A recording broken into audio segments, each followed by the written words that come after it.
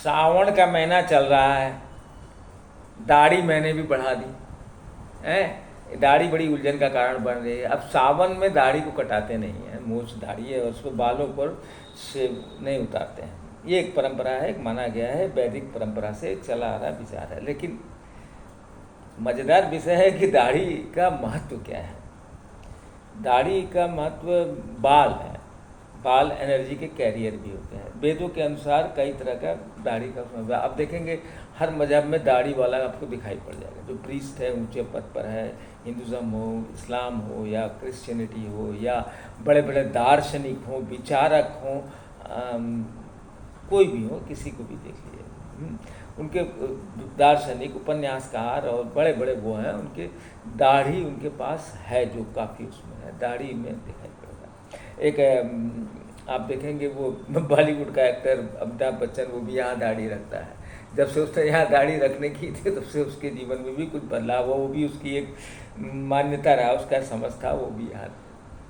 खैर, हम दाढ़ी का, बाल का महत्व के बारे में बात करें। आखिर ऐसा है क्यों कि तो वेदों में बाल को दो तरीके से वर्णन किया गया है।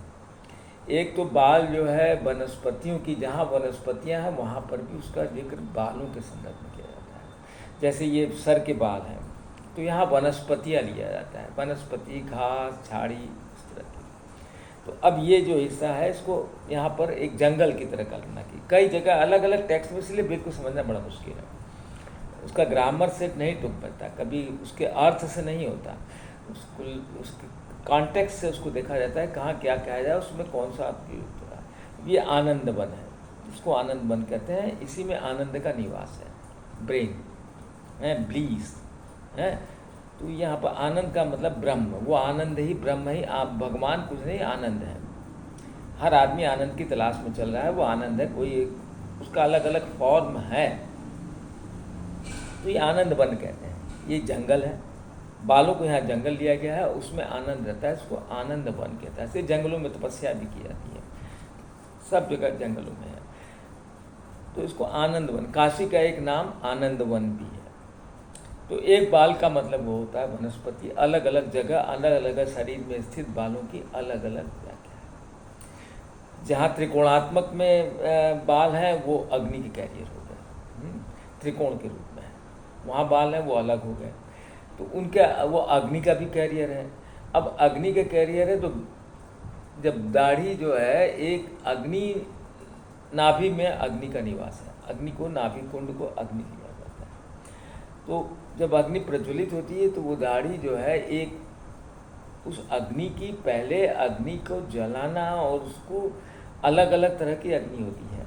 कामाग्नि है, जठराग्नि है, बहुत तरह की अग्नि है। जब आँखों में चढ़ जाए तो गुस्सा, क्रोध बढ़ जाए हैं, जब ब्रेन में बढ़ जाए तो पागल हो जाए। वो अग्नि जब अलग हो जाए तो उसका अहंकार बढ़ जाए, वो कुछ भी कर बैठे, मार दे, कुछ भी कर दे। लाल है तो वो खून ही देखना चाहेगा, रक्त, गुस्सा, क्रोध, अहंकार, जब वो अलग अलग, आँख पर चढ़ जाए तो वो अलग हो जाएगा, नाक पर चढ़ जाए तो बड़ बड़ बड़ बड़ बड़। तो अग्नि किस तरह की प्रज्वलित की गई। लेकिन अब हम बात कर रहे हैं उस अग्नि की, दीपक के समान स्थिर अग्नि की बात कर रहे हैं। इसका प्रयास करके जब नाभि में से कूड़ा करकट सब हवन कुंड को साफ किया जाता है, उस प्रक्रिया में जब अग्नि धर धर धर धर चल रही थी तो आदमी के जीवन में अस्त व्यस्त हो जाता है। भाग दौड़ धर, समय नहीं है, व्यस्तता हो जाएगा, पैसा कौड़ी सब आने लग जाएगा, वो किसी काम का नहीं होता है। तो व्यस्तता बढ़ जाएगी और ऐसे ही वो एक दिन चला जाएगा। अग्नि जो है वो जब धीरे धीरे अग्नि शांत होती है, सफ़ेद होने लगती है, स्थिर अग्नि होती है। जब अग्नि स्थिर हो जाती है, दीपक की तरह जलने लगती है, तो उस अग्नि को जब वो, तो दाढ़ी ऐसे हो जाती है। जब दाढ़ी तितिर बितिर होती है, वो आदमी बड़ा क्रोधी, बड़ा फंडामेंटलिस्ट, बड़ा कट्टर, बड़ा अजीब तरह का हो जाएगा। उसको ज्ञान तो है नहीं, दाढ़ी रख ली उसने, दाढ़ी बेतरतीब रख ली, अग्नि उसके नाभि में कौन सी अग्नि जल रही है, क्या जल रही है, दाढ़ी तो रख ली है। अब वो अग्नि क्या जल रही है, अग्नि के ऊपर निर्भर है। स्थिर ही रंग ही करके वेद में आता है, एक स्वस्ति वचन में आता है, सभी को स्थिर करके आधार रख के जब वो ऐसे जलने लगती है, इसे हम ज्ञान मुद्रा में भी ऐसे करते हैं। तो जब वो अग्नि प्रज्वलित हो जाती है, शांत अग्नि, स्थिर अग्नि आती है, तब जीवन में शांति आती है। हर आदमी शांति और आनंद तलाश रहा है, मिल नहीं रहा है। तो अग्नि पर ही सब खेल है। तो अग्नि जब वो दाढ़ी तितिर बितिर होगी तो अलग अलग तरीके का व्यवहार होगा। दाढ़ी सफ़ेद और बिल्कुल एक तिकोने रूप में नीचे नाभि की ओर जाने लगेगी तो वो आदमी का जीवन शांत होगा। दार्शनिकों को देखें, उसके जो अलग अलग तरीके के उसके विचारों को लेकर जाए, किस तरह की अग्नि जल रही है इस पर निर्भर करता है। तो दाढ़ी इसलिए सावन के महीने में, सावन का महीना कान का विषय श्रु शब्द से, श्रु श्रवण सावन करके आता है।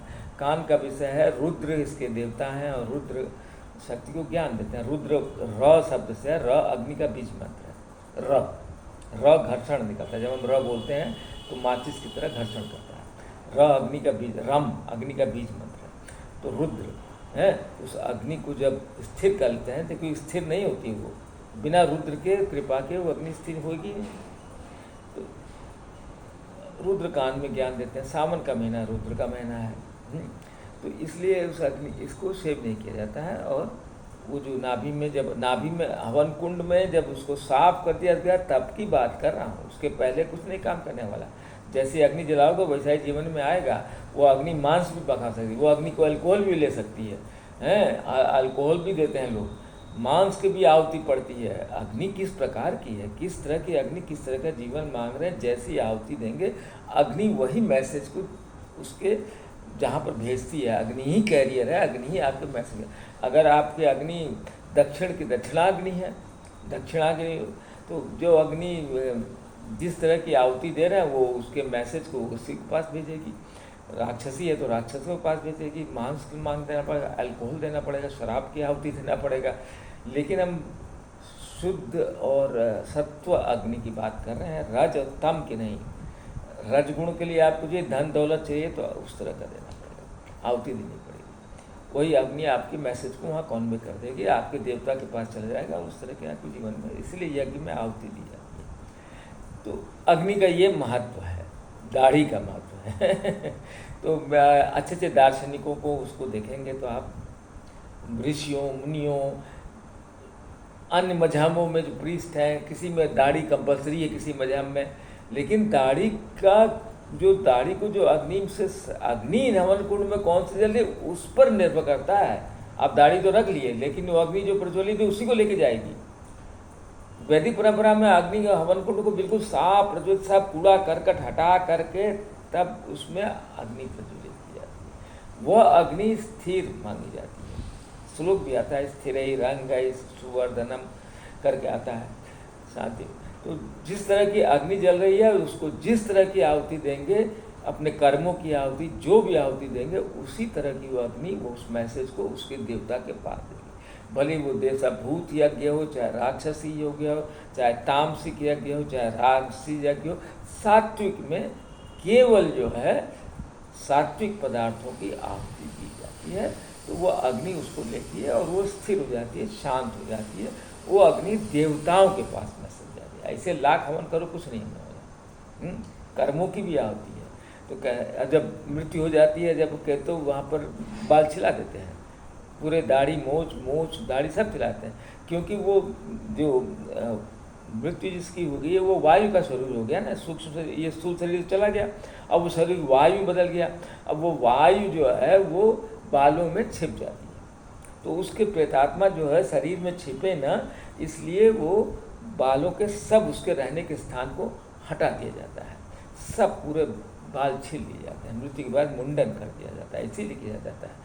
तो प्रेतात्मा के रहने की जगह नहीं है। ब्रेन में अगर आ गया तो खोपड़ी में चढ़ जाएगा वो प्रेत, वो आपके वहीं से ऑपरेट करना शुरू कर देगा। तो इसीलिए बालों को बिल्कुल क्लीन शेप कर दिया जाता है। ये मृत्यु के बाद सब बाल काट दिए जाते हैं, छील दिए जाते हैं, मुंड एकदम अलग कर दिए जाते हैं। तो ये बालों के बारे में था कि इसलिए मैंने भी बाल बना लिया है और ये